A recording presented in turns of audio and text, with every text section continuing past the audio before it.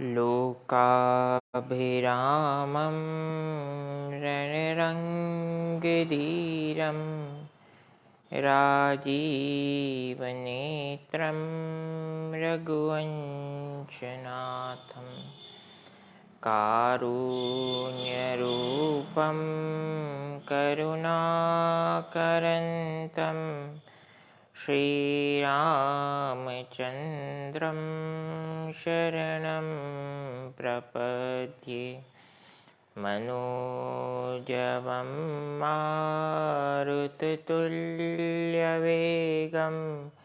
जितेन्द्रियं बुद्धिमतां वरिष्ठं वातात्मजं वानरयूथमुख्यं श्रीरामदूतं शरणं प्रपद्ये। अखण्डमण्डलाकारं व्याप्तं येन चराचरं तत्पदं दर्शितं येन तस्मै श्रीगुरवे नमः। नारायणं नमस्कृत्य नरं चैव नरोत्तमं देवीं सरस्वतीं व्यासं ततो जयमुदीरयेत्। कृष्णाय वासुदेवाय हरये परमात्मने प्रणतः क्लेशनाशाय गोविन्दाय नमो नमः। प्रसन्नतां यानगताभिषेक तस्तथा नमम्ले वनवासदुःखतः मुखाम्बुज श्रीरघुनन्दनस्य मे सदास्तु सामञ्जस्यमङ्गलप्रदा। सीतालखन समेत प्रभु नील जलद तन श्याम मम हिय बसहु निरंतर सगुण रूप श्री राम। बोलिए सियावर रामचंद्र भगवान की जय। श्री बांके बिहारी लाल की जय। उमापति महादेव की जय। पूज्य सद्गुरुदेव पवन सुत हनुमान जी महाराज की जय। अपने अपने माता पिता गुरु चरणन की जय। आइए हनुमंत बिराजिए। कथा कहूँ मति अनुसार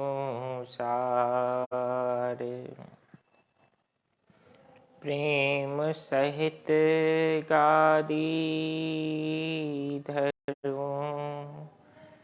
पधारिए पवन कुमार। बोलिए श्री राम नाम रसिक हनुमंत लाल जी महाराज की जय। भक्तवत्सल भगवान की जय। जय जय जय जय हनुमान जी राम राम। सोने के सिंहासन पे बैठे मेरे राम जी। फूलों के सिंहासन पे बैठे मेरे राम जी। चरणों में बैठे हैं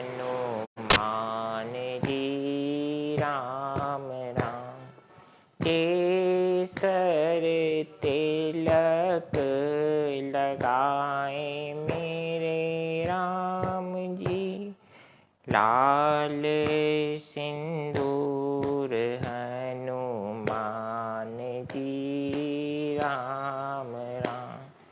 पीला पीतांबर पहने मेरे राम जी। लाल लंगोट हनुमान जी राम राम। फल और मेवा खाए मेरे राम जी। लड्डूवन का भोग हनुमान जी राम राम। सारे जगत के मालिक मेरे राम जी। मेरे तो मालिक हनुमान जी राम राम। जय जय जय जय हनुमान जी राम राम। जय जय जय जय हनुमान जी राम राम।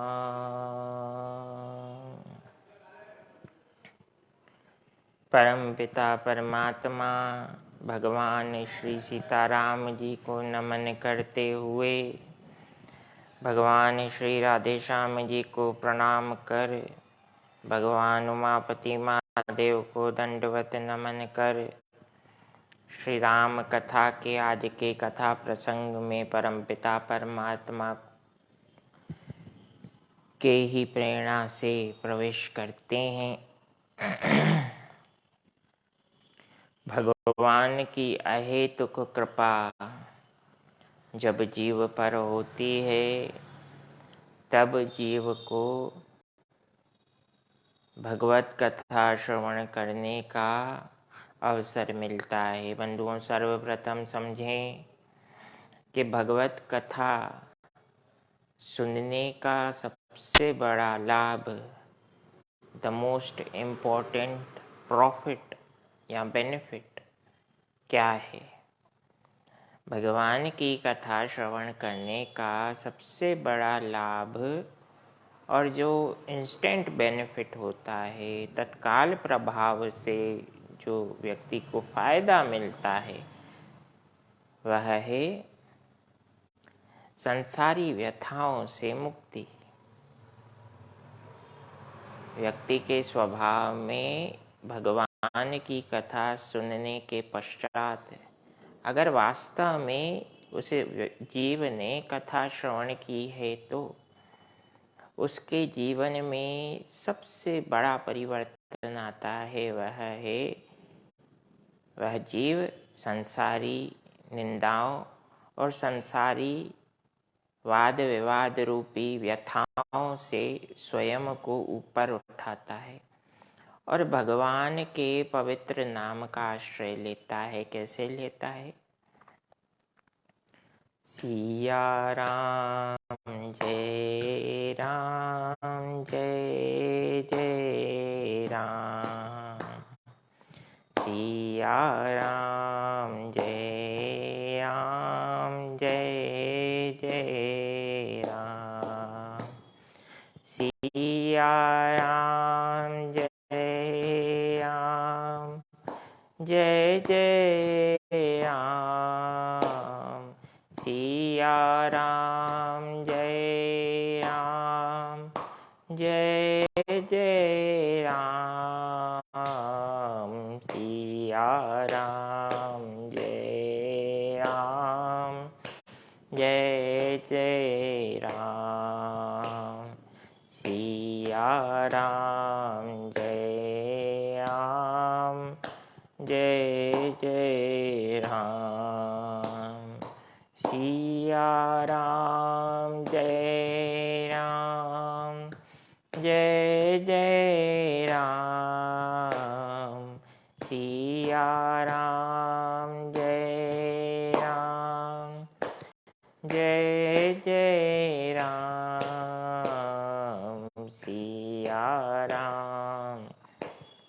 जय राम जय जय राम, सिया राम जय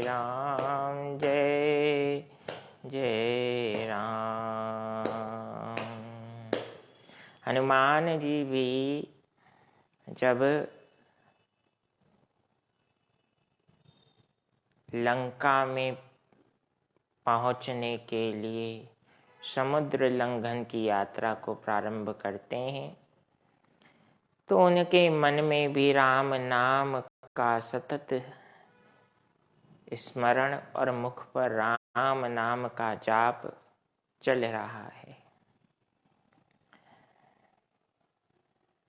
श्वास श्वास में सुरती हो, शब्द शब्द में नाम,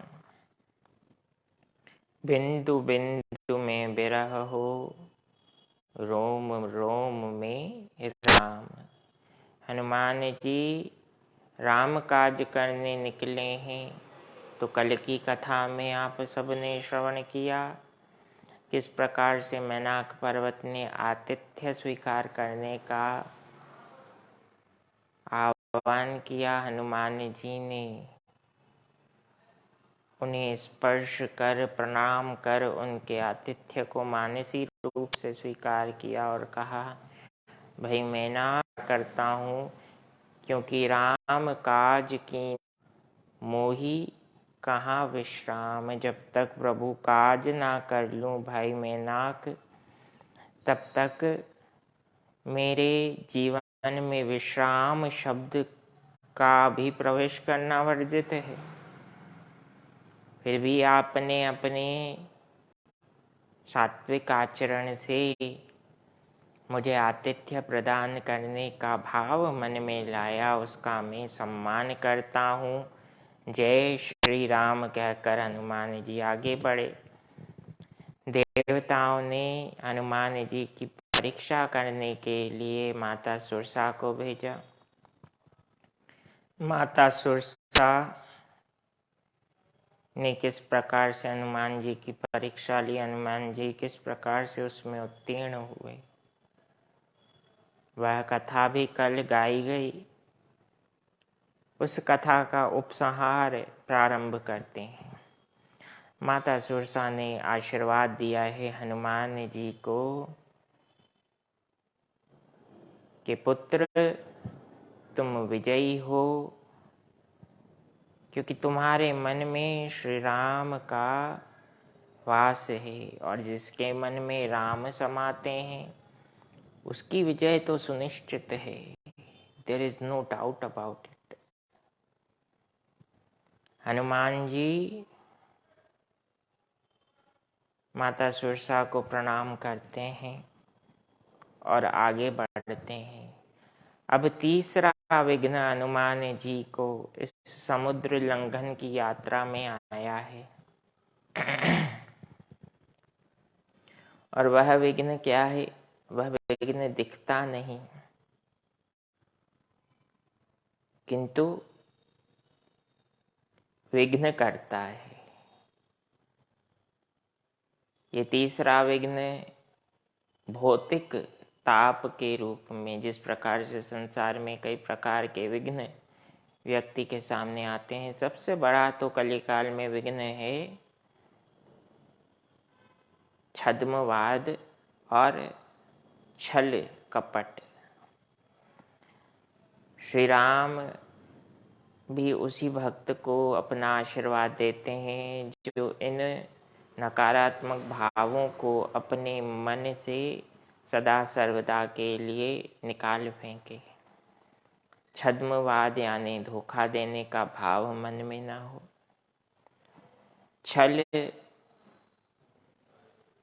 विश्वास जीत कर सामने वाले को उसके विश्वास का घात कर दे, वो भी नहीं होना चाहिए। कपट, कपट यानी मुख पर वाणी मिठास भरी हो, ऐसा लगे कि सामने वाले से बड़ा हितैषी तो संसार में हमारा और कोई नहीं, और उसके मन में यह भाव हो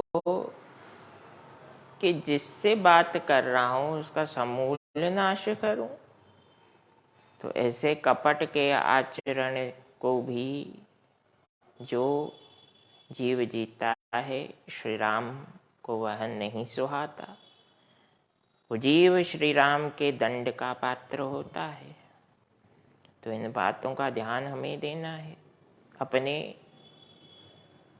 व्यक्तिगत जीवन में, अपने आचरण में, क्योंकि कथा श्रवण करने का फल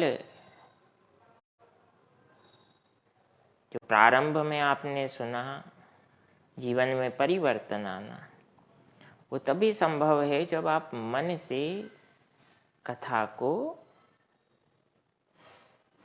चिंतन करें, कानों से तो कथा सुने, मन में उस कथा प्रसाद को विराजमान करें, फिर एकांत में उस पर चिंतन करें, तभी जाकर जीवन आनंदित होता है। तो ये एक प्रक्रिया है। इस प्रक्रिया को जो समझ जाता है उसका जीवन तो फकीरी में भी वजीरी का हो जाता है। उस जीव के जीवन में राम नाम रूपी आनंद स्थायी रूप से प्राण प्रतिष्ठित होता है, जैसे हनुमान जी के जीवन में है। तो तीसरा विघ्न जो आया है वह है राहु राक्षस की मां सिंह का। अब सिंह का स्वभाव क्या है?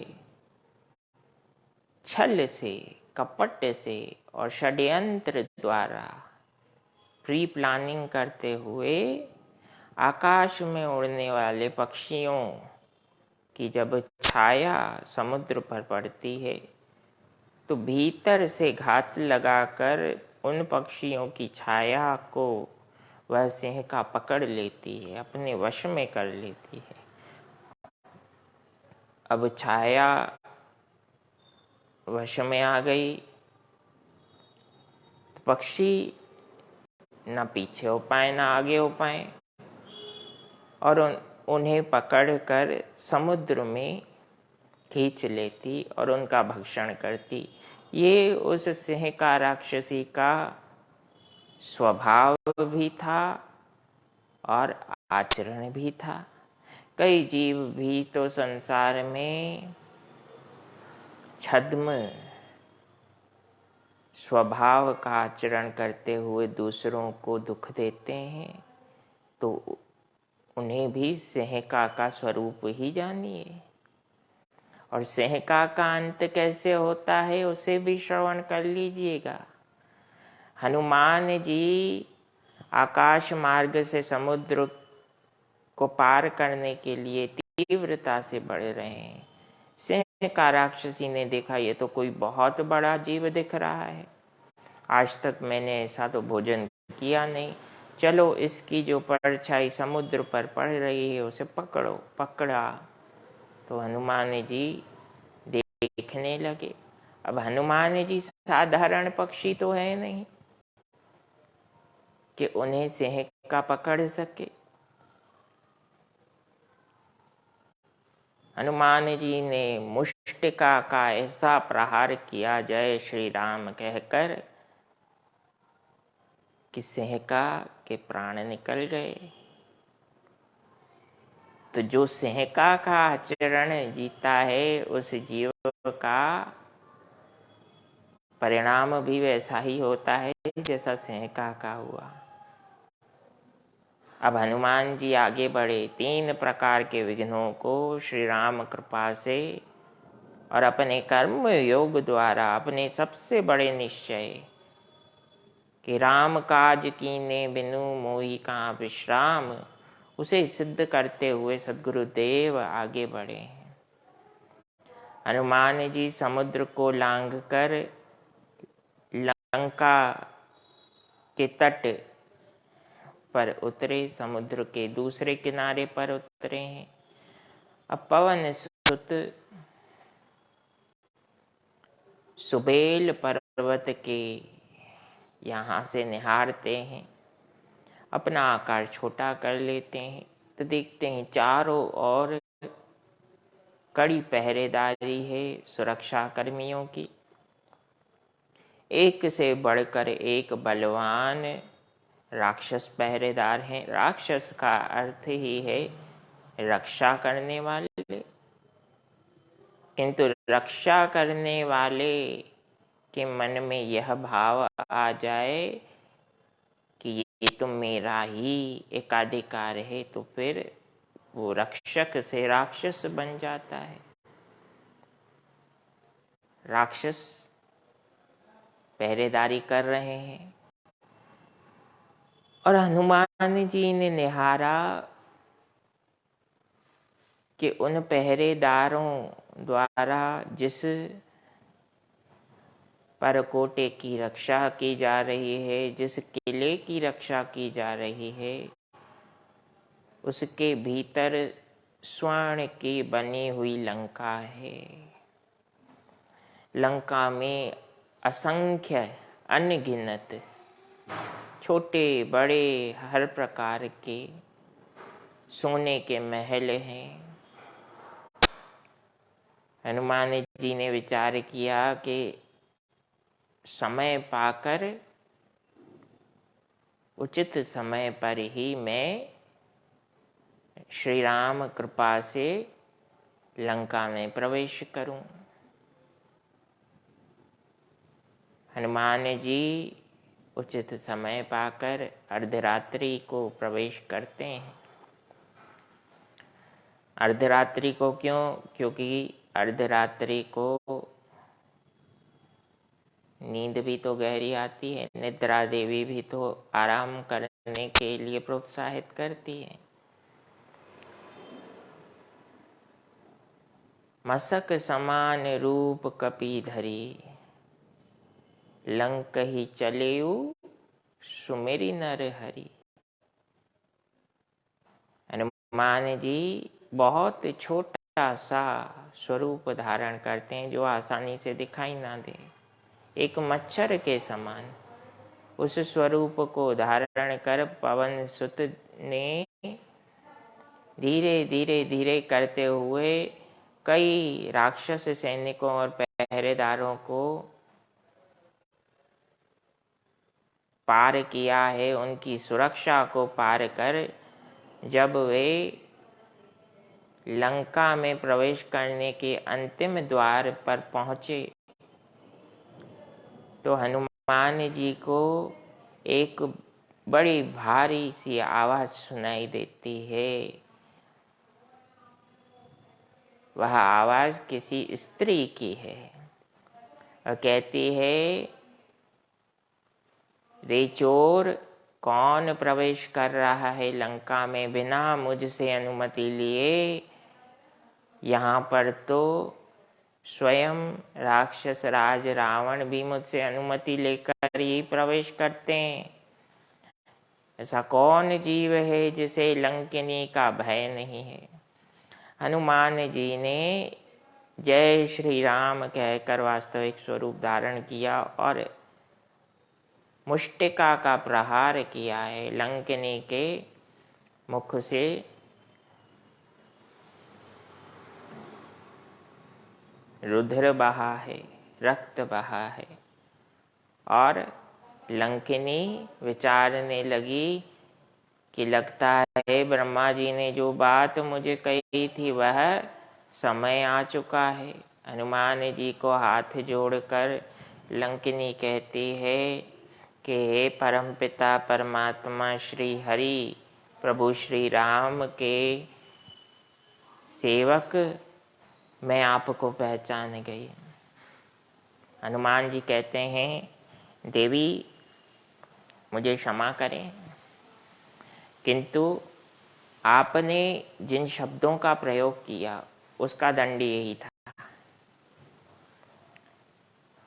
किंतु आपने कहा कि प्रभु श्री राम के सेवक, आप मुझे कैसे पहचान गई?